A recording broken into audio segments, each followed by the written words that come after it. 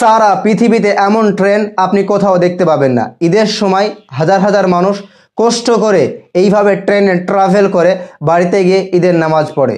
অনেকেই কমেন্ট বক্সে লিখতে পারেন যে বাংলাদেশ গরিব দেশ, তার জন্য এইভাবে কষ্ট করে তাদেরকে সফর করতে হয়, ট্রেনে জায়গা হয় না।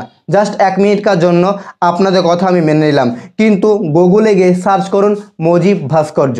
সেখানে দেখুন একটা ভাস্কর্য চীন থেকে নিয়ে আসতে 9 কোটি টাকা খরচা হয়েছে। সারা বাংলাদেশে কতটা মুজিব ভাস্কর্য হয়েছে এবার আপনারা অঙ্কন করুন। সেখানে যদি আপনারা সেই ভাস্কর্য না করে যদি কয়েকটা ট্রেন বাড়িয়ে দিত, তাহলে তো দেশের নাগরিক এইভাবে কষ্ট পেত না।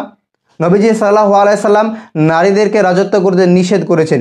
এই বিষয়ে শেখ আব্দুর রাজ্জাক বিন ইউসুফ কি বলেছিলেন, দীর্ঘ পুরনো বক্তব্য, তবুও খুবই ইম্পর্টেন্ট। ভিডিওটি সম্পূর্ণ দেখবেন এবং একটু বিবেক নিয়ে চিন্তা ভাবনা করবেন। জাতিকে শোষণ করে 10 টাকা কেজি চাউল 40 টাকা হলো, 30 টাকা লিটার তেল 100 টাকা হলো, আর 2 লক্ষ টাকা কাঠা জমি 50 লক্ষ টাকা হলো, আর আপনার 20 টাকা কেজি রড 100 টাকা হলো, আর প্রত্যেকটা জিনিসই একেবারে মানুষের আয়ত্তের বাইরে চলে গেল। দুঃখিত, আপনাকে কি দিয়ে বুঝাই?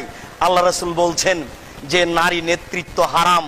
বাংলাদেশের মাটিতে যদি একজন মেয়ে মানুষ মেম্বার হয়, বাংলাদেশের মাটিতে যদি একজন মেয়ে মানুষ মেম্বার হয়, বাংলাদেশের মাটিতে যদি একজন মেয়ে মানুষ মেম্বার হয়, সারা দেশে গজব নাজেল হবে, সারা দেশে গজব নাজেল হবে, সারা দেশে গজব নাজেল হবে।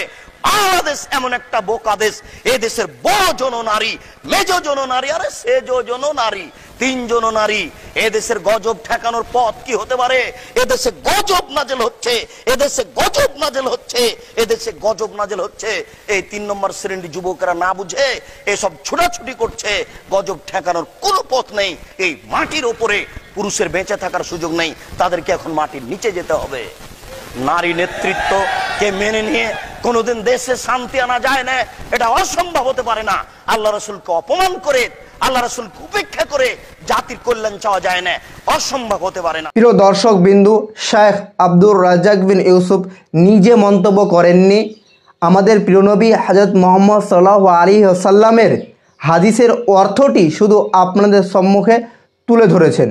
এবার আপনাদের ভালো লাগুক খারাপ লাগুক, অবশ্যই কমেন্ট বক্সে আপনাদের মতামতটি ক্লিয়ারলি জানাবেন।